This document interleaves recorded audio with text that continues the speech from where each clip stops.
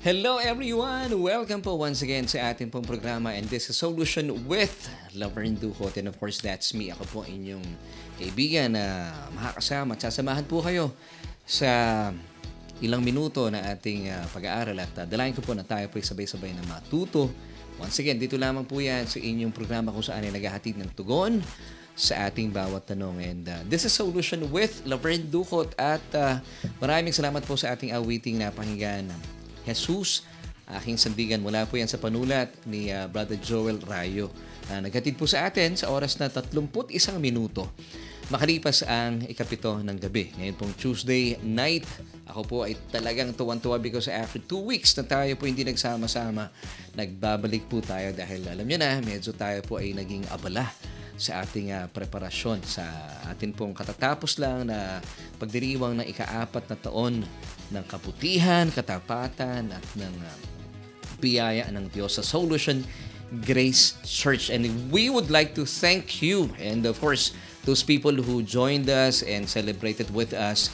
Talaga naman pong it was a blast. Talagang punong-puno po ng kamangha-mangha at kagulat-gulat ng mga pangyayari ang naganap po nitong nakalipas na Sunday. And of course, we would like to thank Pastora Berna for, of course, gracing our church sa atin pong sambahan sa Las Piñas, for giving us an awesome and very timely message. Ang message po ni Pastora Berna was entitled Katapatan ng Diyos. Talaga naman po ako personally, gaya ng sinabi ko last Sunday, hindi ako makapunta ng comfort room dahil bagaman alam nyo na tinatawag tayo na kalikasan, pero hindi po ako makatayo sa aking upuan dahil ako po ay talagang napapagpala at pinagpala sa napakagandang mensahe ng Panginoon that was given to us through Pastora Berna Atcha. So once again, thank you Pastora for giving us that message at salamat din kay Pastor Martin na kasama po niya last Sunday at sa bumubuo po ng Solution Grace Church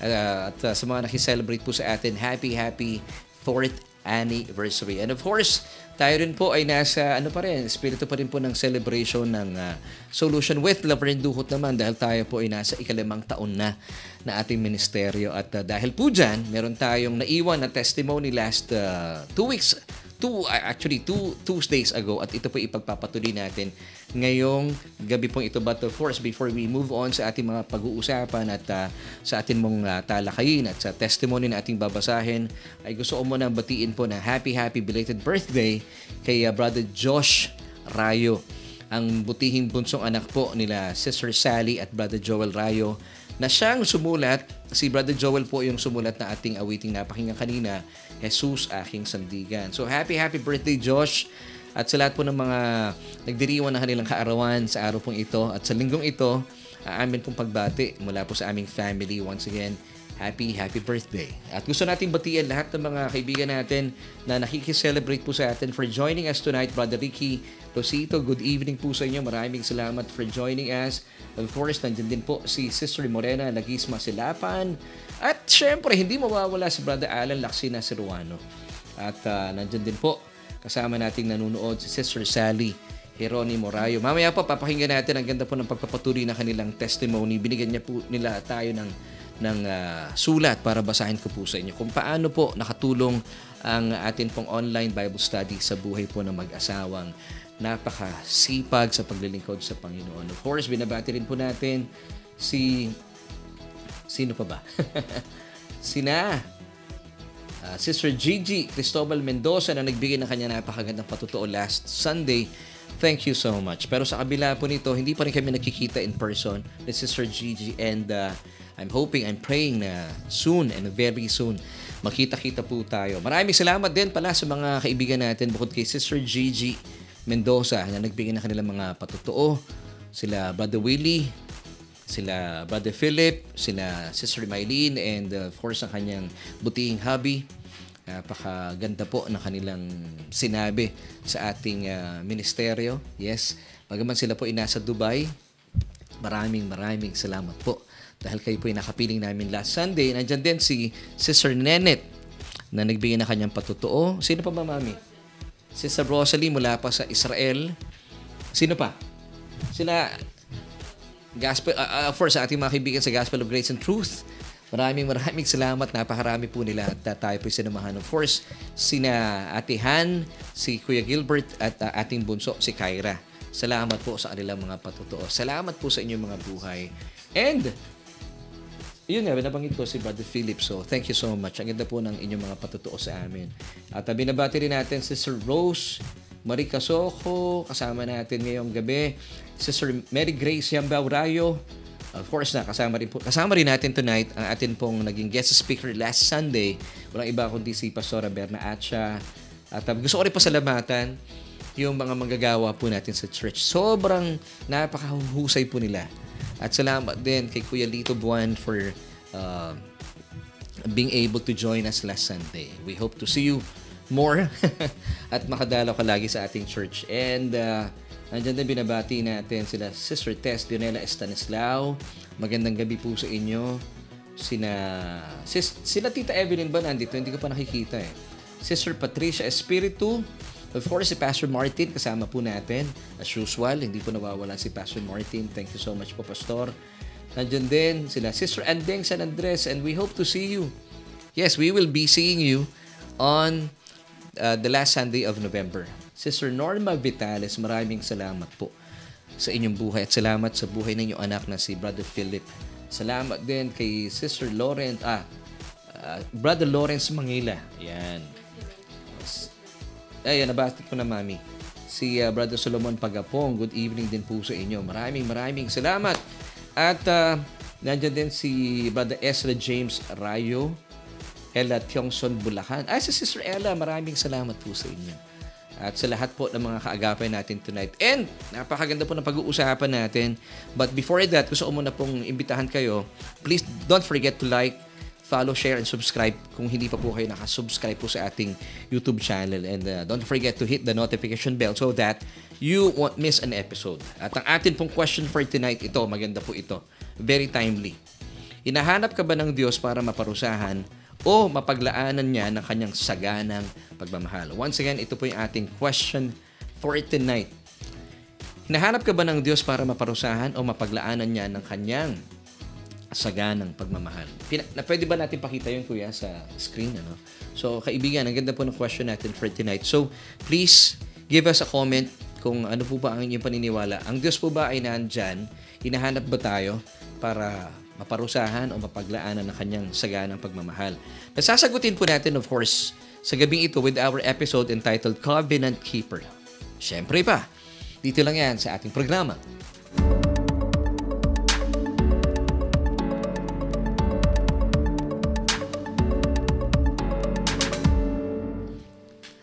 At nagpapatuloy po tayo dito yan sa ating Bible study online. Of course, this is Solution with me and my name is Laverne Ducot. And as promised, atin pong ipagpapatuloy ang ating naiwang napakagandang testimony ng mag-asawang Brother Joel and Sister Sally Rayo.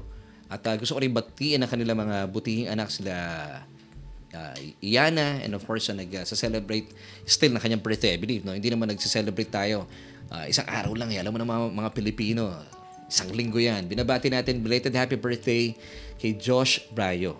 And tonight, pag-usapan natin, pagpapatuloy po natin yung question natin sa isang napakagandang testimony po ng ating mga kaibigang mag-asawa. Paano nakatulong ang ating online Bible study sa buhay ninyong mag-asawa. So tuloy po natin ang kanilang kwento at babasahin ko po sa inyo before po tayo magtuloy-tuloy sa ating Bible study for tonight. The online program becomes a venue for us also to invite our loved ones and friends to listen to the gospel. I had this one story, sabi po ni Brother Joel and Sister Sally, that a long-lost relative is now a regular listener of the online program for the longest time. Hindi naman po nagko-communicate sa amin talaga, but she asked for prayer recovering kasi dapat sana siya po ay ooperahan sa ulo. But hindi na po natuloy, and I believed her faith in the finished work of Jesus healed her. Praise God! Meron pong kamag-anak sila, nabalitaan ko din po ito, imbes na ma-operahan sa ulo, but praise God, siya po ay nagkaroon ng pananampalataya kay Kristo at sa mga tinapos na gawa ng Panginoon sa krus ng Kalbaryo at hindi na po natuloy yung operasyon. Tuloy po natin ang kwento. Now, I can see her tagging her friends to also join us dito sa ating online devotion. Also, my two high school friends, one is based in the Middle East, are both glad when I introduce them na makinig online. Dito po yan sa ating Bible study online. So in one way or another, kami mag-asawa got the chance to evangelize and indirectly help people who are interested to know Jesus' finished work more than they know Him today. We could outright say that the online program is a tool of God para ma-equip po tayo ng masagit pa and for us to embrace the truth of Romans 10:17 that says to us, faith comes from hearing and hearing the Word of God. We really need to keep on hearing the Word, hindi lamang po isang beses, kundi pa ulit-ulit, ayon pa kila Sister Sally at Brother Joel, para yung faith po natin ay patuloy na lumago at maisapamuhay. Kami po ay buhay na patutuo sa pagpapatuloy po nila sa kabutihan ng Diyos at kung papaano niya totoong ibinibigay ang mga pangako niya sa atin. So ito po ay may kinalaman sa pangako ng Diyos sa buhay po ng ating mga kaibigang mag-asawa. Isang testamento po ay ang aming bagong bahay at ang bahay po na ito ay naitayo na ang puhunan namin ay pananampalataya. Wow, praise God. It was October 2021 when we just uttered a short prayer na sabi namin sa Panginoon, Lord, we want a new house. We'll let go of it and just let God do His work on our behalf. Then, ito maganda mga kapatid the week after that, dumating po iyon, He put us at the right place at the right time, na ayos lahat nang wala kaming stress at super dali. Unang naayos po ang title ng lupa and finally, nailipat na po ang ownership sa pangalan namin. Then, in January 2022, isang taon lang nakakalipas, ganito po kabilis ang pagkilos ng Panginoon sa kanilang buhay. Nagsimula na ang construction at nakalipat na kami as of sharing this to you. The good news is the house is built via transference of wealth from a loved one. Our house is free. In short, wala po silang binayaran ni isang kusing. Hallelujah. To Jesus be all the glory. Let us keep our faith in the finished work of Jesus. And then sabi pa po nila, Blessed anniversary, Pastor Laverne. Your labor is not in vain. Maraming salamat from Team Rayo. Of course, thank you once again, Brother Joel, Sister Sally, Iana, and of course, ating birthday boy, kay Brother Josh. Happy birthday. Maraming salamat po sa inyong napakagandang patutuo. And I pray ito po ay, of course, ginamit po sa aking buhay. Nagbigay po sa akin ng kagalahan na magpatuloy sa gawain ng Panginoon. At dalayan ko po at alam po na pagpala rin po kayo sa mga napakinggan po ninyong patutuo mula po sa buhay na ating kaibigan mag-asawa, Sister Sally and Brother Joel. So, kung kayo po ay meron din pong patutuo, please sulatan niyo po kami at babasahin ko po ito at alam kong gagamitin ng Diyos po ito sa mga kapatiran nating nanlulupaypay, nanghihina sa kanilang pananampalataya. Amen. So, tayo po ay magpapatuloy na at ang oras natin ay 43 minuto makalipas ang ikapito ng gabi. At sa atin pong pagpapatuloy ay pag-uusapan natin ngayon ang ating katanungan. Ito po muli yung ating question. Hinahanap ka ba ng Diyos para maparusahan o mapaglaanan niya ng kanyang saganang pagmamahal? Yan. So sa ating pag-aaral ngayon, alamin po natin, ano ba talaga yung puso ng Diyos? Narito ba siya? Hinahanap ka ba niya para parusahan o mapaglaanan ng kanyang dakilang pagmamahal? Alam niyo po kasi, marami pong tao sa ngayon ito ako lang nararanasan ko, especially after the pandemic. Pag iniimbitahan mo sila sa church, merong silang sense of, alam niyo, parang umaayaw po sila.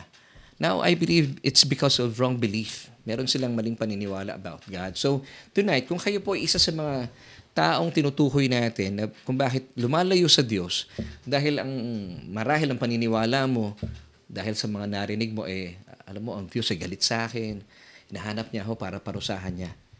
Well, alamin natin, ito ba talaga ang puso ng Diyos para sa atin? And I believe na napaka-timely po ng message natin for tonight. So magtawag pa po kayo.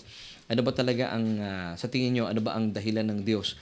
Bakit kanya hinahanap? Siya ba ay narito para ikaw ay parusahan o papaglaga kanya ng kanyang nananaga ng pag-ibig at pagmamahal?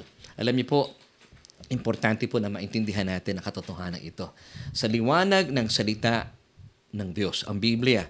Dahil alam niyo po, maingat po na isinulat ng Diyos ang kanyang salita. Of course, pinag-usapan natin ang Biblia na kung saan gamit po niya kanyang karunungan, yung kanyang wisdom, at siya po ay naging mas sinop nung kanya pong isinulat po ito, yung kanyang pagiging, yung kanyang prudence.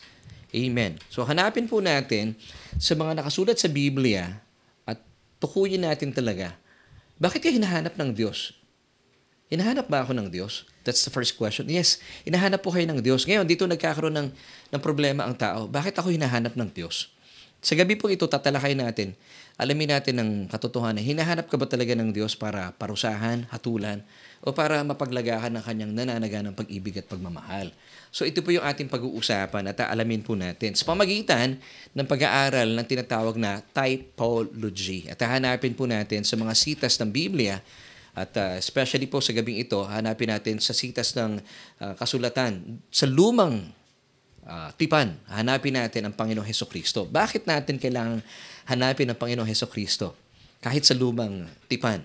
Dahil po, pag pinag-usapan natin ang Ebanghelyo, ito po itumutukoy lamang at nakafocus kay Kristo at sa kanyang mga tinapos na gawa sa krus ng Kalbaryo. Sabi nga po ni Apostol Pablo, in 1 Corinthians chapter 2 verse 2, "For I decided to know nothing." Wala na po siyang iba pang inalam. Inalam lamang po niya si Kristo at ang mga tinapos niyang gawa sa krus ng Kalbaryo. So once again, this is 1 Corinthians chapter 2 verse 2. "For I decided to know nothing among you except Jesus Christ and Him crucified." And that's why even though tayo po ay nagbabasa o nag-aaral ng salita ng Panginoon using the Old Testament passages, hahanapin po natin doon ang Panginoon Hesukristo. Through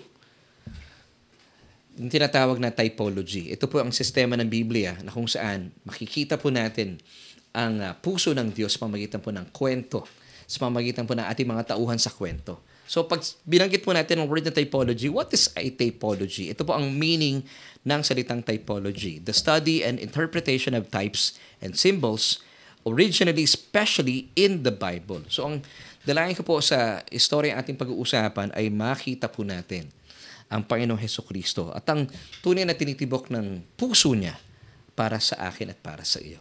Amen. So sa istorya pong ito ay makikita po natin ang ilang mga tauhan na kung saan ay nagsasalarawan or they were types of certain people and of course Jesus Himself. At iisa-isayin po natin. Ang mga tauhan po sa ating kwento, of course, si David, who represents God. He is a type of God. Nandyan din po si Jonathan, yung kanyang best friend, who represents Jesus. Si King Saul naman represents the human race. And of course, Satan. And Mephibosheth. Sino si Mephibosheth? Siya po ay apo ni King Saul at anak naman ni Jonathan, who represents people and lame Christians. So ang ganda po talaga ng kasaysayang ito para maipahatid po sa atin ng matibay, na meron tayong matibay na panghahawakan. Ano nga bang dahilan bakit hinahanap ka ng Diyos? Para mapaglaga ka niya ng kanyang hatol at parusa o para ikaw ay mapaglaanan niya ng kanyang nananaganang biyaya at pagmamahal. So ito po yung kwento para masundan niyo po ako. So ready na po ba kayo? Ako po ay ready na at excited na po ako na pag-usapan natin ang magandang kwentong ito. Sa buhay nila David, ni Jonathan, ni King Saul, and of course, si Mephibosheth. So Saul became insanely jealous of David because the people's hearts were all for David. Bakit? Kasi napatay po niya yung tinatawag na Philistines champion who was Goliath. At ang puso po ni King Saul noong nangyari po ito was set on killing David dahil nga po sa inggit at selos. Alam niyo po, napakapangit po na nagagawa ng inggit at selos sa buhay ng tao. Nakita ko na ang napakaraming tao na nabuhay sa inggit at selos at sila po ay napahamak. At ito po ang naranasan ni King Saul. Na dapat sana, nung napatay po ni David si Goliath, sana nagdiwang na lang si King Saul. Pero kabaliktaran po talagang his heart was set on killing David. Bakit? Dahil po ang puso po niya ay punong-puno ng inggit at selos. Bakit? Alamin po natin. Sabi po sa 1 Samuel chapter 18 verses 6 to 9. Basahin po natin sa Tagalog version. Matapos mapatay ni David si Goliath, nagbalik na si Haring Saul at ang kanyang mga tauhan. Sa bawat bayang madaanan nila, sinasalubong sila ng mga kababaihang umaawit at sumasayaw sa saloy ng mga tamburin at alpa. Ganito ang kanilang awit. Pumatay si Saul ng libo-libo. Verse 8, hindi nagustuhan ni Saul ang sinasabi sa awit. Labis niyang itong ikinagalit at sinabi niya, kung sinasabi nilang 10,000 ang pinatay ni David at ako'y libo-libo lang, kulang na lamang na siya'y kilalanin nilang hari. At mula noon ay naging masama ang kanyang pagtingin kay David. So bakit po kaya? Inggit, selos. Ito na naman, ano. Gaya na sabi ko kanina, sana man lang, o sana na lang, si Haring Saul ay natuwa at nakipagdiwang sa kanyang mga kababayan dahil napatay at ginamit ng Diyos itong si David para lupigin at patayin itong tinatawag na champion ng mga Pilistino na si Goliath. Marami pong pagkakataon, alam po natin kung babalikan natin ang kasaysayan na gusto pong patayin ni Saul si David. He keep on sending David out for battle para masuong sa gulo and eventually mapatay. Nangako naman po itong kaibigan, best friend, BFF ni David na anak po ni King Saul na poprotektahan po niya si David mula sa mga masasamang balaki ng kanyang ama laban sa kanya sa pamamagitan po ng pagbibigay po ng mga babala para makatakas kaagad itong si David. At bakit po kaya ginawa ito ni Jonathan? Because siya at saka si David, they were covenant friends. Malalim po ang pagkakaibigan ng dalawang ito. I think it's more than BFF. Kasi covenant friends po sila. They cut a covenant of loyalty and love between themselves and yung kanilang descendants. For how long? Forever. Grabe, ano? Basahin po natin ang talata o mga talata nagpapatunay po dito. It's found in 1 Samuel chapter 18, verses 3 until 5. Then Jonathan and David made the covenant because he loved him as his own soul. And Jonathan took off the robe that was on him and gave it to David with his armor, even to his sword and his bow and his belt. So lahat po ng meron si Jonathan, binigay niya kay David. Ganon din po tayo sa ating mga minamahal na asawa, di ba? Because ang pag-aasawa po, it's not just a piece of paper. Ito po isang covenant. Amen. Di ba sinasabi natin na lahat tayo mga lalaki, lahat ng meron ako ay para sa iyo. Sabi ng mga asawa natin babae, lahat naman ng kanila ay sa kanila lang. De, joke lang po. Dapat talaga lahat ng kanila ay para sa atin din po. Kasi nga covenant yun eh. Kung anong meron ka sa asawa mo, kung anong meron na asawa mo, sa iyo rin yun. Nagkakaisa po kayo. At ganun po ang ginawa din ng ating Diyos sa ating Panginoong Jesus dahil siya po he cut a covenant with His begotten Son, Jesus. So, lahat po ng mga covenant benefits na meron po ang ating Panginoong Jesucristo sa kanyang Ama sa langit, damay po tayo. Tayo po ay co-heirs with Christ. Katuwang, o ano bang magandang term po doon? Kabilang po tayo. At tayo po ay damay sa lahat ng mga biyaya at pagpapala na meron po ang ating Panginoong Hesukristo. Amen. So dito po sa tinatawag na covenant na ito that took place, ito yung tinatawag na divine exchange, no? Lahat po ng meron na biyaya at pagpapala ang Diyos ay naganap dahil po sa kamatayan ng ating Panginoong Hesukristo. Doon po sa krus ng Kalbaryo, hinubad po niya ang kanyang balabal.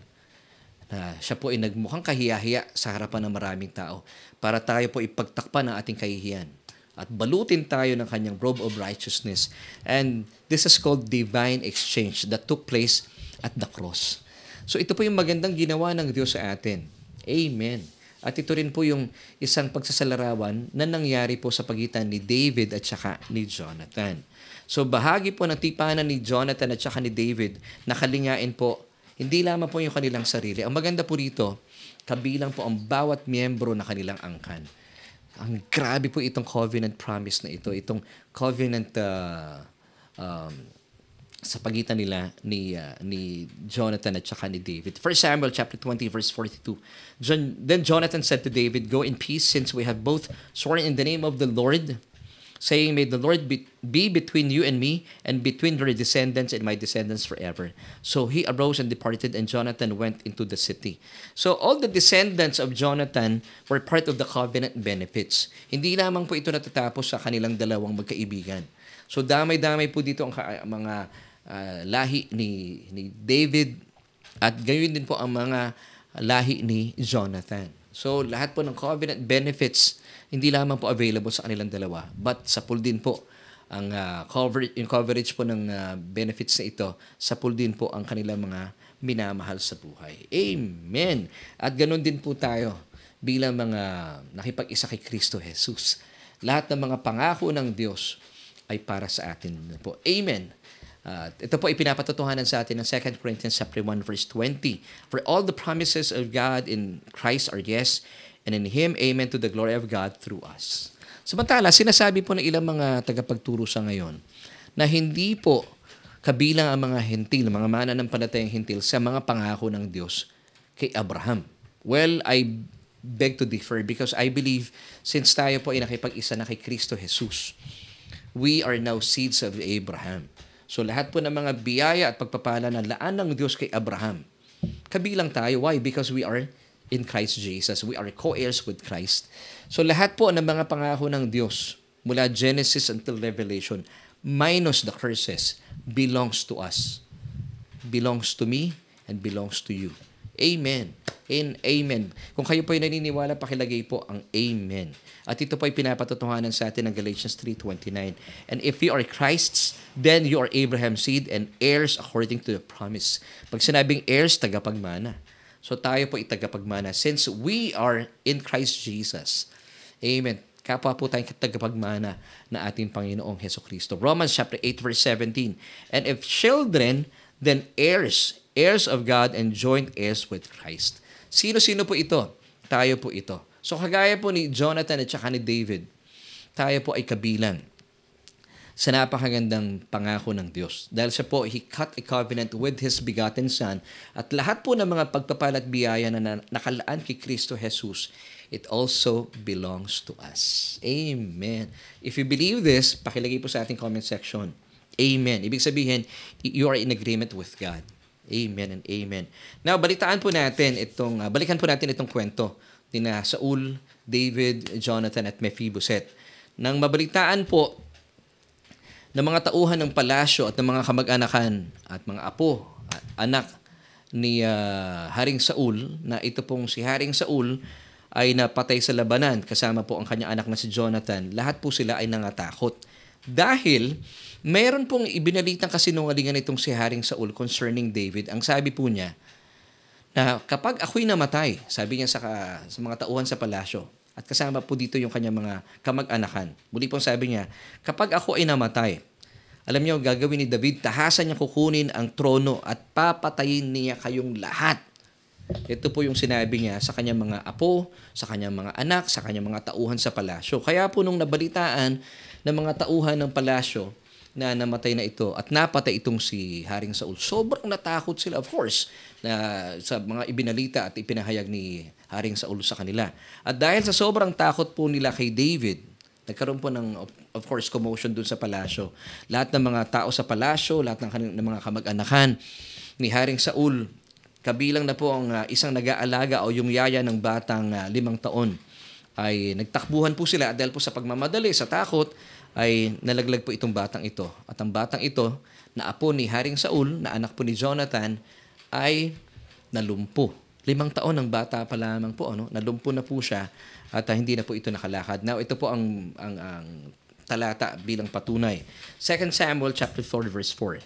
Jonathan, Saul's son, had a son whose feet were crippled. He was 5 years old when the news of the deaths of Saul and Jonathan came from Jezreel. And the boy's nurse picked him up and fled. But it happened that while she was hurrying to flee, he fell and became lame. His name was Mephibosheth. Now, gusto ko lamang pong balikan itong ating usapan kanina. Kung napansin niyo po, nung napatay po si Haring Saul, nadamay si Jonathan. Alam niyo, nakakalungkot dito. Bagaman, si Jonathan po cut a covenant with David.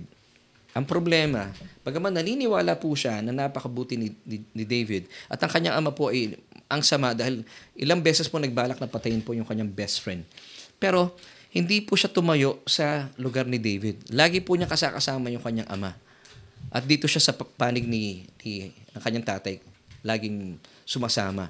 And then, anong nangyari po sa kanya? Napatay siya. Alam niyo po ano po ang pwede nating ihalin tulad dito? Marami po sa atin sa panahon natin sa ngayon, maraming nakapakinig ng mensahe ng ebanghelyo, ng biyaya. Pero dahil po natatakot sila, nababash po sila ng mga kagaya ni Haring Saul, mas minabuti po nila na layuan yung kanilang mga kaibigan sa biyaya at kasama pa rin yung mga kaibigan nila sa maling katuruan. Ang masama po dito, sila po inapahamak. Alam nyo, marami akong karanasan na meron akong mga kaibigan na sila po ang nagbigay sa akin ng pagkakataon para mapakinggan po ang mensahe ng biyaya. Pero sa kabila po nito, nakakalungkot, hindi po sila sumama sa akin. At sila po ay nagpapatuloy pa rin. Nandun pa rin po sila sa sambahan na kung saan na nagtuturo ng mixed message. Alam niyo kung bakit sila natatakot dumikit sa akin o ma-identify with me? I believe it's because nakita po nila kung paano po ako na-persecute, na-bash. Nakakalungkot. Sana sabay-sabay kaming lumalago. Ang problema, naiwan sila. Nandun pa rin po sila sa mixture. Samantala ang inyo po lingkod sa biyaya po ng Panginoon nagpapatuloy sa mensahe ng biyaya at tayo po nakita natin ang pag-unlad natin. Kagaya po ni Haring David. Kung nagdidikit lang sana itong si Jonathan kay David, hindi po siya napatay kasama ng tatay niya. Yun ang nakakalungkot. Now, balikan po natin yung ating pinag-usapan pa kanina na meron pong bata na nalumpo dahil nga po nagmamadali sila, nagkaroon ng komosyon sa loob ng palasyo, na nabalitaan po nila, napatay si Haring Saul. At ang kanila pong nabalitaan, sabi nga ni Haring Saul, na pag siya'y namatay, tahasang kukunin ni David ang trono at pagpapapatayin niya lahat ng kamag-anakan, lahat ng mga tauhan ni Saul. So, syempre, of course, natural sa isang tao, nakatanggap sila ng ganitong balita, matatakot talaga sila. Now, ano po nangyari? Dahil po sa masamang balita na ipinahayag po ni Haring Saul. Because Saul delivered a wrong message to his people and relatives, ano po nangyari kay Mephibosheth? Mephibosheth became lame. Ito pong nangyayari sa mga mananampalataya kapag kayo po ay tumatanggap ng maling mensahe every Sunday or kahit po sa inyong mga Bible studies, magiging lame po kayo, magiging mahina po ang ating mga paa, hindi tayo makakalakad ng diretso sa ating buhay bilang mananampalataya. At ganito po ang nangyayari sa maraming tao sa ngayon. Maraming mananampalataya, pilit lumalayo sa Diyos, believing na hinahanap sila ng Diyos para hatulan at maparusahan. Kasi ang dami po mga mensahe pa rin sa ngayon, every Sunday, talaga namang nagbibigay sila ng panahon. Even though we are now in the under the new covenant of free grace, pero ang maraming simbahan pa rin po sa ngayon nasa mensahe pa rin po ng puot at galit ng Diyos. But the truth is, ang Diyos po ay narito. Hinahanap ka para mapaglaanan kanya ng kanyang nananaganang biyaya at pagmamahal. Ito po ay pinapatotohanan sa atin ng 2 Corinthians 5 verse 19. That is that God was in Christ reconciling the world to Himself, not counting people's sins against them, but canceling them. And He has committed to us the message of reconciliation. That is restoration to favor with God. I believe ito pong verse na ito ay napakalinaw po ng mensaheng ito. So God is not after to punish you, but He's after to embrace you and to love you. Ito po ang purpose ng Diyos. Now, balikan po natin itong kwento natin at dito na tayo kay Mephibosheth. Alam niyo po ba na wala pong insignificant detail sa Biblia? Even po yung mga pangalan po nila in the Old Testament, meron po mga meanings behind. Now, ano po ang ibig sabihin po ng pangalan ng anak ni Jonathan na apo ni Haring Saul? Mephibosheth. What does the name Mephibosheth mean? Yung pong word na Mephi, it means breathing out. Yun naman pong Bosheth, shame. Parang hindi kaya galing dito yung salitang Tagalog na pag nagagalit na maraming Pilipino, actually it's I believe it's a Chinese word yung di ba? Sinasabi no food, Bosheth. Hindi ko kasi mabanggit eh. Pero dito po, pag sinabi nating Mephibosheth, breathing out shame, yung bibig po niya, talaga naman puro na lang mga bagay nagsasalita ng mga death words, mga bagay na nagbibigay ng kahihiyan. Ito po si Mephibosheth. Since he is a type of the believers today that breathe out shame, tuloy, alam niyo sino po yung mga taong ito? Ito yung mga Kristiyanong hindi nakakapakinig ng tunay na ebanghelyo ng ating Panginoong Hesukristo. Kung kayo po isang Kristiyano na patuloy po ninyong sinasabi, at ang dami ko nakikita ganitong Christians na nakapost sa Facebook at sa iba't ibang mga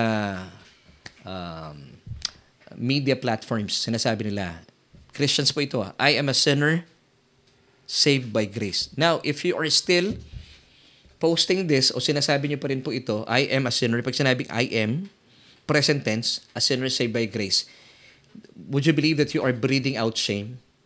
Actually, hindi po ito talaga nagbibigay ng papuri sa Diyos. Kasi Christian ka na and still, you believe that you are a sinner saved by grace.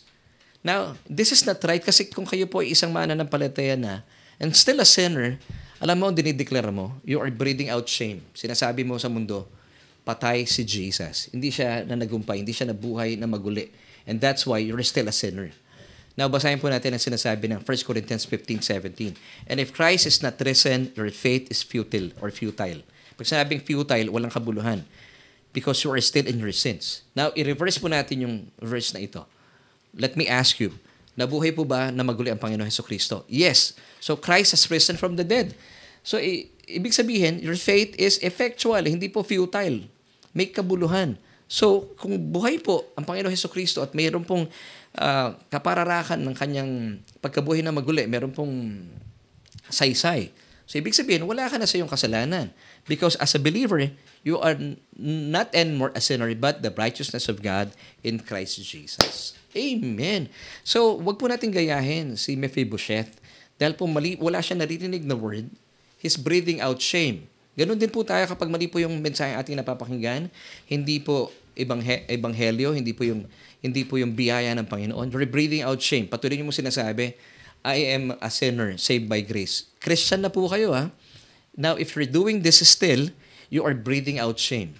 Pinibigyan mo ng kahihiyan ng pangalan ng Panginoon. So kung kayo po, if you want to glorify God, deklara mo, you are no longer a sinner, but a saint. You are the righteousness of God in Christ Jesus. Ito po dinideklara natin. We're giving glory to the finished work of Christ on the cross. Come on, church, say this with me. I am the righteousness of God in Christ Jesus. This is you today and forevermore. Sa mata ng Diyos. So, balikan natin yung kwento. Finally, David ascended the throne. Siya po ay naging hari na ng Israel. Siya na po ang hinirang na hari ng Israel. At malinaw at maliwanag pa rin po sa alaala niya ang tipanan niya kay Jonathan. Bagaman patay na po si Jonathan. Si Jonathan po is a type of Jesus.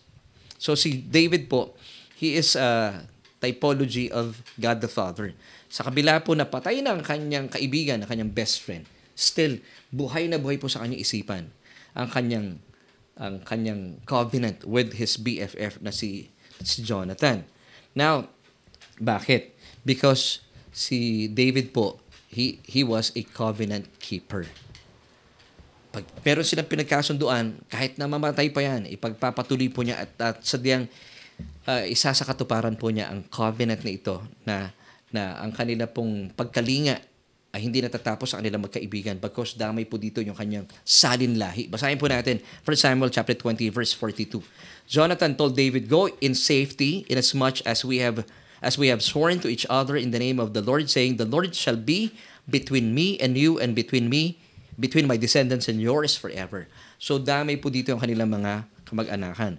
Dahil sa tipanan po, nilang magkaibigan, hindi po ito kinalimutan ni David. Why? Because once again, David was a covenant keeper. Amen. At siya po he is a type of our Heavenly Father. Pag siya po ay nakipagtipanan sa kanyang bugtong na anak, hindi po ito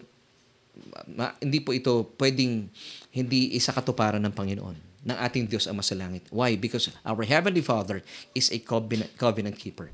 And He already cut a covenant with His begotten Son, Jesus. At dahil po dito, balikan natin yung istorya. Dahil meron po siyang covenant with his friend, Jonathan, kinausap po ni King David dahil he ascended sa throne, nakaupo na po siya. Siya na ngayon ang kinikilalang hari ng Israel. Kinausap po niya ang dating naglilingkod sa palasyo ni Haring Saul. At ngayon po ay naglilingkod na sa kanya, si Ziba.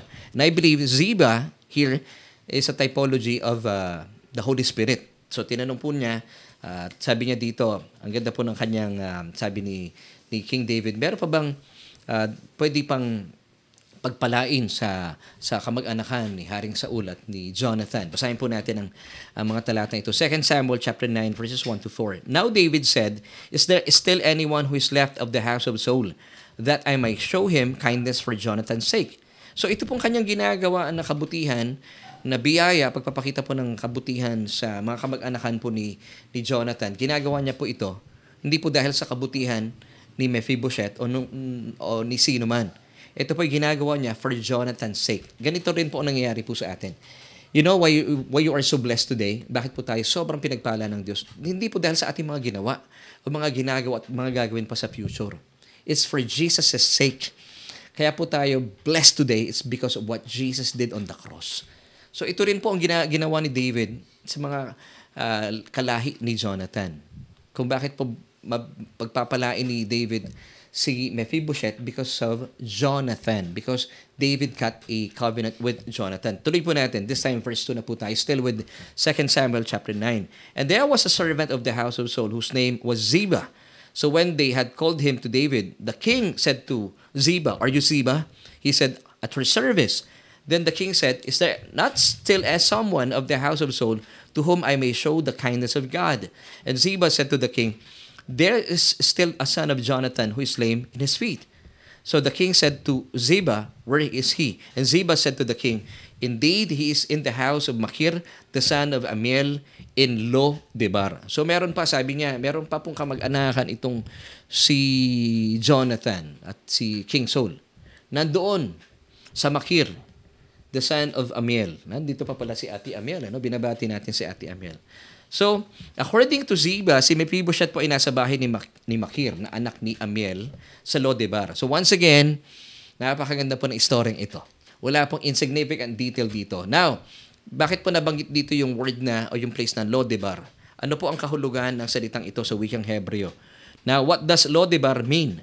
Yung pong word na lo sa Hebrew, it means no. Yung debar, it means word or pasture. So, ito pong si Mephibosheth, why does Mephibosheth breathe out shame? Because he was in Lo-debar. Wala siya natatanggap na word or food or pasture. Ganito rin po ang mga mananampalataya.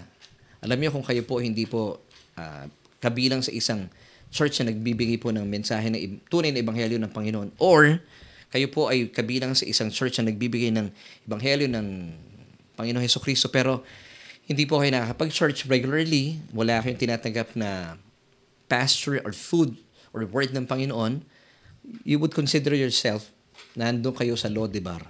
Kaya po, hindi nyo napapansin, or marahil napapansin nyo, bakit ganon? Yung bibig ko, puro na lang death words. I breathe out shame because you're not receiving word or pasture or food from God. Hindi po kasi kayo nagpupunta sa church. Ito po ang masamang nangyayari po sa atin. Kaya pag kayo po ay tinamaan ng problema, mabilis po kayong babagsak. Ganito rin po ang nangyari kay Mephibosheth.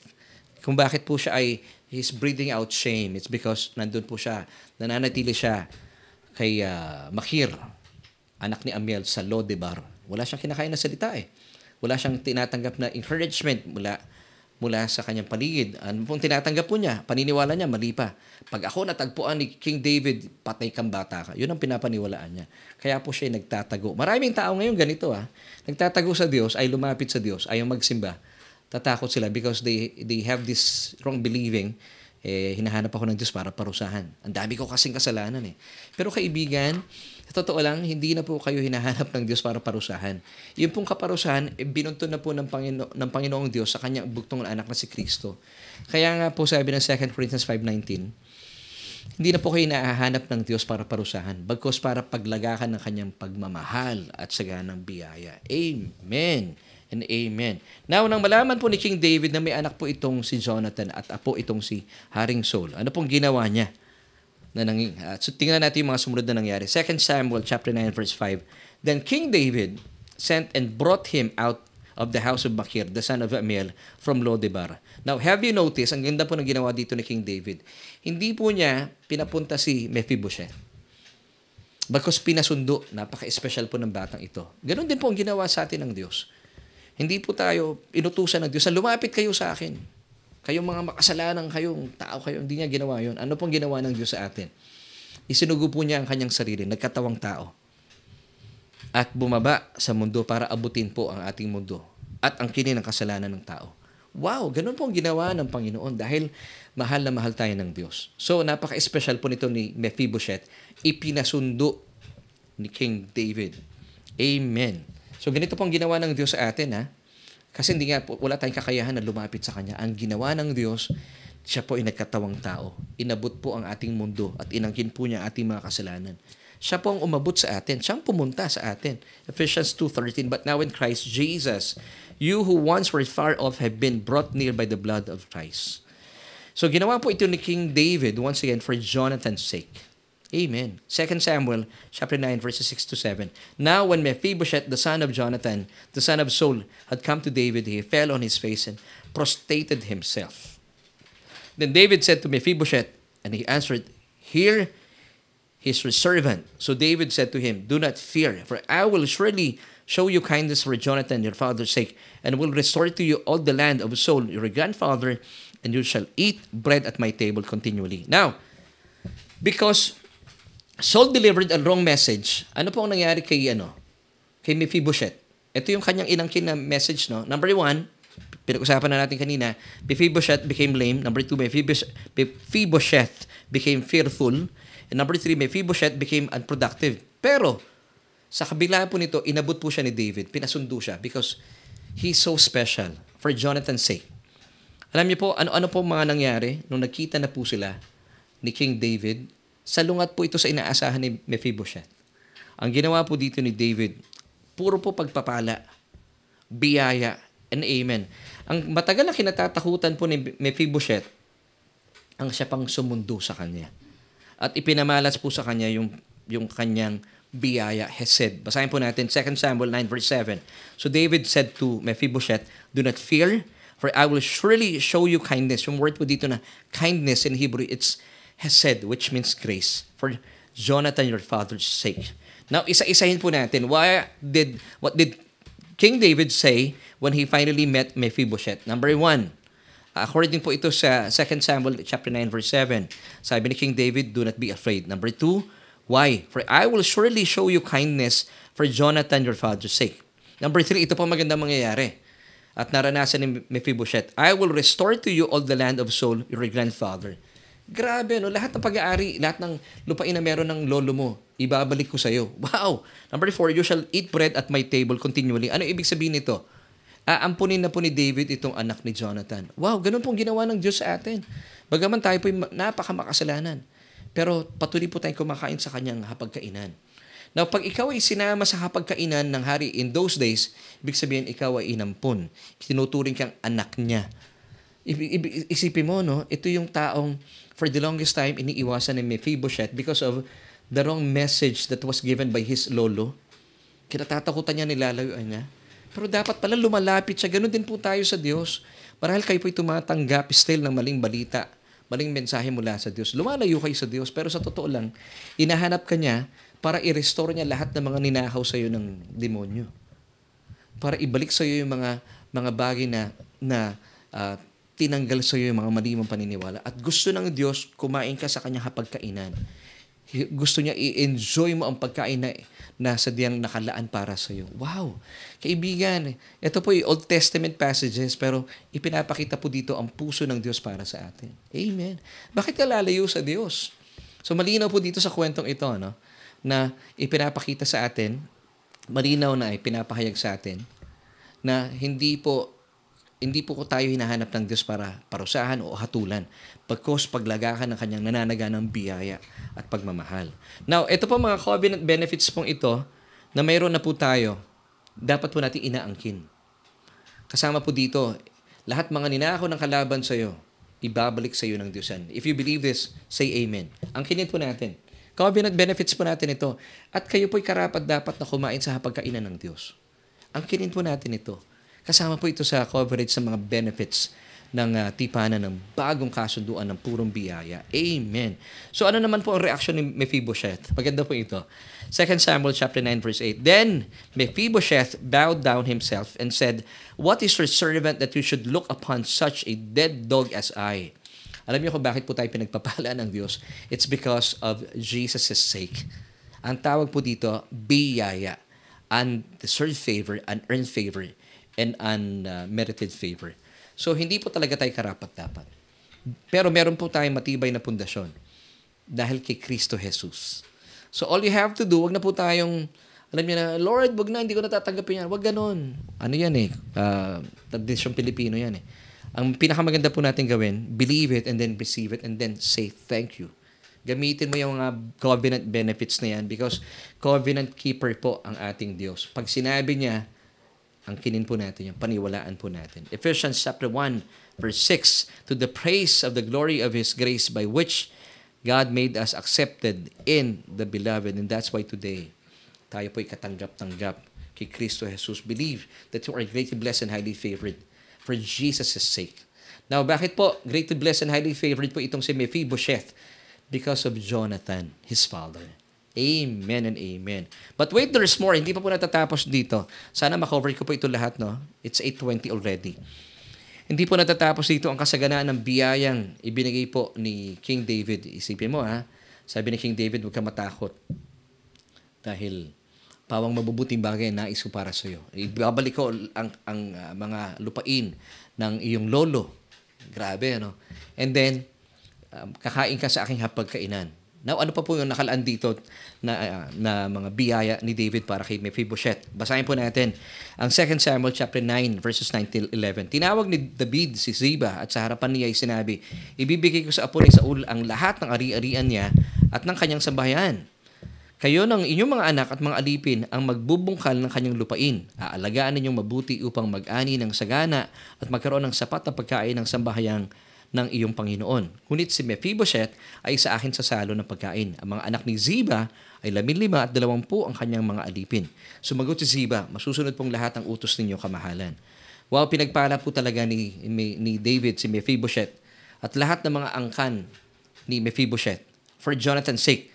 Alam niyo maganda po dito, paglilingkuran ni Ziba na tagapanglingkod ni Haring David, itong si Mephibosheth. Isipin mo pati po yung mga anak ni Ziba at alipin, gusto niya, paglilingkuran niya, itong si Mephibosheth. Wow! Tayo po pinaglilingkuran, alam niyo kung sino? Na mga anghel sa langit. Ganun po ang ginagawa ng Diyos para sa atin. 2 Samuel chapter 9 verse 10b. But Mephibosheth, your master's son, shall eat bread at my table always. Wow! Pero tayo, espesyal, no? Bagaman pinaglilingkuran tayo ng mga anghel sa langit ni Ziba, in context. Pero gusto ng Panginoong Diyos tayo po'y kumakain sa kanyang hapagkainan. Sundan pa po natin sa verse 13. 2 Samuel is still with chapter 9. So Mephibosheth dwelt in Jerusalem, for he ate continually at the king's table, and he was lame in both his feet. So ano po kaya ipinapahatid sa atin ng Banal na Espiritu? Nang isinulat po yung talatang itong chapter 9 and verse 13 ng 2 Samuel. Alam niyo po, bilang mga tao, alam po ng Diyos ang paglakad po natin sa ating buhay Kristiyano na may mga pagkakataon na tayo po'y nanghihina, gumigewang-gewang, nagkakamali at nagkakasala, but still, ito po yung biyaya sa atin ng Panginoon. We could still eat at His table. Bagaman tayo po'y may mga pagkukulang, of course, bilang tao, nagkakamali pa rin po tayo, pero sa mata ng Diyos, ikaw ay welcome, kakain ka pa rin sa akin. Sa pagkainan ng Diyos. Sabi ni David, kakain ka pa rin sa akin. At ganoon din po ang gusto ng Diyos para sa atin. And when we eat at God's table, dahil nga tayo po ay nakaupo, it's a posture of rest. Di ba pag nakaupo ka, yung pong ating mga paa, sabi ng Diyos, wag mo nang tignan yan.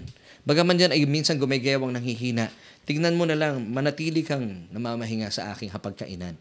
I-enjoy mo ang mga pagpapalang inilaan ko sa inyo. Kaibigan, saan ka makakita ng Diyos na kagaya po ng Diyos sa ating pinaglilingkuran? Bagaman tayo po hindi karapat-dapat, pero gustong-gusto niya na tayo po'y kapiling yung kumakain kasabay niya. Kung ano po yung kinakain ng hari, kinakain din po ng anak ng hari. Tayo yon, mga kaibigan. Amen! Na kung saan sa hapagkainan po ng Diyos na nanagana ang kanyang pagpapala at biyaya. Amen and amen. So ito po ang ating covenant keeper, ang ating Diyos Ama sa langit. Amen. So bilang pagtatapos, balikan po natin yung question natin kanina. Hinahanap ka ba ng Diyos para maparusahan ang paglaanan niya ng kanyang saganang pagmamahal? So ito po yung ating solution. Hinahanap po ni King David si Mephibosheth, hindi para parusahan. Na maling balita po na tinanggap ni Mephibosheth mula po sa kanyang lolong si Haring Saul. Na kung saan, ito po yung nangyayari din sa panahon natin sa ngayon. No? Marami pong nakakalungkot. Marami, minsan, katulong pa ng kalaban ni Satanas. Ang ilang pulpito, nagpapahayag na maling balita. Sinasabi nila na ang Diyos, hinahanap ka dahil siya ay napupuot at nagagalit sa inyo. Kaibigan, mangyayari po yun. Pero hindi pa sa ngayon. Mangyayari po yan, ibubuhos po ng Diyos ang kanyang galit at puot sa mundong ito, makalipas po ng rapture of the church. Now, kung kayo po hindi tatanggap sa Diyos, hindi dahil sa galit sa iyo ang Diyos. Kung bakit po ninyo mararanasan ang puot at galit ng Diyos, nagkataon po kasi hindi niyo po tinanggap ang paanyaya ng Diyos, nananatili ka sa mundong ito, nung binuhos niya ang kanyang galit, nadamay ka. Pero sa totoo lang, hindi po galit ang Diyos sa inyo. Ang naisin po ng Diyos, kagaya po ni Haring David, ay paglagakan niya ng biyaya niya at ng pagmamahal niya, si Mephibosheth. At buti na lang, tumugon po itong batang ito. At naniwala sa napakagandang pangako sa kanya ng Haring David. At na-enjoy po niya. Bagaman siya po ay lame, hindi makalakad, nanghihina ang kanyang mga tuhod, gaya po natin.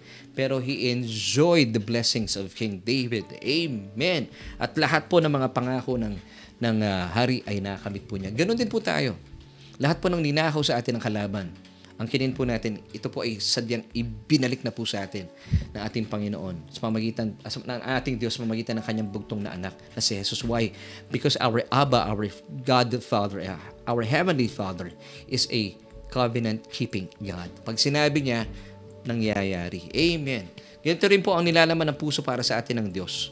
Hinahanap kanya hindi para parusahan o hatulan, bagkus ay paglaan po niya ng kanyang nananaganang biyaya at pagmamahal. So kaibigan, huwag ka na lumalayo sa Diyos. Mali pong balita yan. Yan po ay balita ni Satanas. Huwag niyong paniwalaan na hinahanap ka ng Diyos dahil gusto niyang parusahan ka at hatulan ka. Hindi po. Sabi po ng John 10 verse 10b, sabi ng ating Panginoon Jesucristo, naparito ako para bigyan ka ng buhay na ganap at kasiyasaya. Amen. So ito po ang mensahe po sa atin ng Diyos bilang pagtatapos. At ito rin po ang mensahe ni King David kay Mephibosheth, found in 2 Samuel chapter 9 verse 7. David said to him, "Do not be afraid." That's number 1. Now, what's the reason? Number 2, "For I will certainly show you kindness for the sake of your father Jonathan." And number 3, ito po yung mga promises ng Diyos sa atin, "And will restore to you all the land of your grandfather's soul." And number 4, promise, "And you shall always eat at my table." Kaibigan, ito pong promise na to also belongs to you. Amen and amen. Maraming salamat po for joining me tonight. Hindi pa po tapos sa ating Bible study. And I would like to pray for you, kaibigan, kung kayo po ay hindi pa tumatanggap sa Panginoong Jesucristo. At marahil kanina, before we start yung ating Bible study, meron kang wrong belief. Akala mo hinahanap ka ng Diyos para parusahan, hatulan.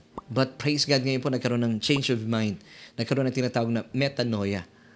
At pinapaniwalaan mo na, hinahanap ka pala ng Diyos para paglagakan niya ng kanyang biyaya, ng kanyang nananaganang pagmamahal. Now, kaibigan, if you want to experience ito po mga pangako ng Diyos, all you have to do, tanggapin mo ang kanyang bugtong na anak bilang iyong Panginoon at tagapagligtas. Buksan ang iyong puso, tanggapin siya bilang iyong Panginoon at tagapagligtas. At maniwala po kayo na siya po ay nabuhay mula sa kamatayan at kayo po ay maliligtas. Then, pray this prayer with me. Simple lang, ano po, ano?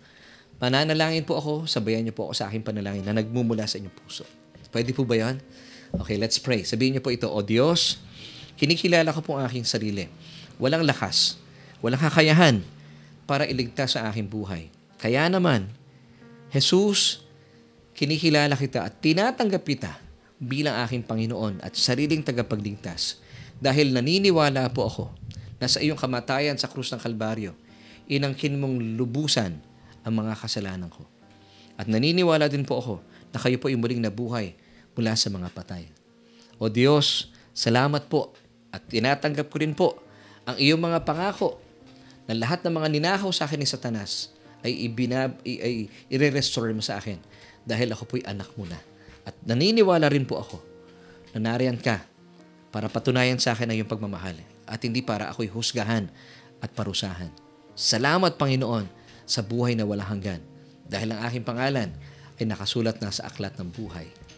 Amen at amen. Kung kayo po ay isa sa mga sumunod sa panalangin ito, manampalataya po kayo, anak na kayo ng Diyos. Kagaya po tayo ni Mephibosheth. Angkinin po natin, i-enjoy po natin ang biyaya ng Haring David, ang ating Diyos Ama sa langit, for Jonathan's sake, for Jesus' sake. Amen and amen. At gusto ko naman po ipanalangin, ikaw, kaibigan, marahil kayo po'y matagal na mananampalataya, but for the longest time, isa rin po kayo sa naniniwala na galit pa rin sa akin ng Diyos. Well, kaibigan, the good news is hindi po pwede magalit sa inyo ang Diyos. Dahil lahat po ng galit niya, binunto na po niya sa katawan ng kanyang bugtong na anak, nasa id na. Kaya po sabi ng ating Panginoong Jesus, it is finished. Naganap na. So wala na po natitira pang galit ng Diyos sa inyo para maranasan mo. All you have to believe, narito po ang Diyos para paglagahan kayo ng kanyang pagmamahal. So ang papel po natin sa buhay natin, let's consent to be loved by God. Mag-agree po tayo sa Diyos. Yes, Lord, gusto mo akong mahalin? Come on, Lord. Love me. Lamang po yung papel natin sa buhay. And I would like to pray for you. Lord, we thank you. Father, we thank you for this friend or kapatiran na nanonood sa amin sa ngayon. Salamat dahil binuksan mo ang kanyang isipan na nandiyan ka, hinahanap mo siya, hindi para parusahan o hatulan. Dahil Panginoon, lahat ng parusa at hatol ay ibinuntun mo na sa iyong bugtong na anak. Narito po kami para paglagakan mo lang na yung nananaga ng biyaya at pagmamahal. At mula po dito, O Diyos, naman pong takot, pawiin nyo na po. At dahil naniniwala po kami according to your word in 1 John 4:18. Kapag tinatamasa po namin at pinapaniwalaan po namin ang iyong sakdal na pagmamahal, anumang takot ay papawiin po nito. Maraming salamat sa iyo, O Diyos, at kami po'y pinagpala mo sa iyong salita. Ito po ang aming panalangin sa pangalan ni Jesus. Lahat po tayo magsabi ng Amen and Amen.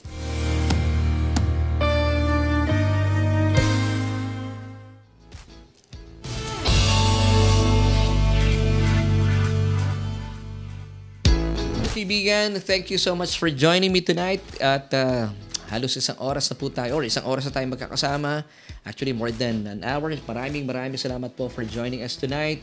And before we close, gusto ko lamang po kayong lambingin kung kayo po ay napagpala sa ating programa. Pwede po bang pakishare yung ating programa sa iyong mga kamag-anakan din ng sa gayon gaya ni Mephibosheth ay malaman din po nila na hindi galit sa kanila ang Diyos. At siya po ay after to love us and to bless us. Amen and amen. At nang sa gayon sila rin po ay lalo pang lumapit sa Diyos at huwag silang lumayo. And kaibigan, bago po ako matapos, I would like to invite you, if you're looking for a church, kami po ay celebrate lang na aming 4th anniversary. At kung kayo po ay nasa malapit lamang po na karating lugar po ng Las Piñas, maybe sa Parañaque po kayo, Baclaran, Alabang, tayo po ay nasa Las Piñas. Ang Solution Grace Church ay matatagpuan po sa ground floor, Unit 114, Tia Maria Sarao Building, CV Star Avenue, Pamplona 2, Las Piñas City. At tayo po ay nagkakaroon ng service every Sunday at 9:30. Kung kayo naman po ay taga Caloocan, meron din po tayong service. Ang Solution Grace Church Caloocan ay matatagpuan sa 10th Avenue, 3rd Street, 2nd floor na Anmar Building. Diyan po iyan sa Caloocan City. At ang service po natin starts at 3 in the afternoon every Sunday. So kaibigan, mas mainam po magkaroon tayo ng regular na pagsisimba. Nang sa gayon, hindi kayo nag-stay sa Lode Bar. Kayo po ay nakakatanggap ng salita, ng pagkain ng salita. So sa ngalan po na aking buong pamilya, thank you so much. Tayo po ay pansamantala nagtatapos at magkita-kita po tayo sa susunod po na edisyon na ating programang Solution with Laverne Ducot. At iwan ko po sa inyo ang 3 John chapter 1 verse 2. Beloved, I wish above all things that you may prosper and be in health, even as your soul prospers. Bye!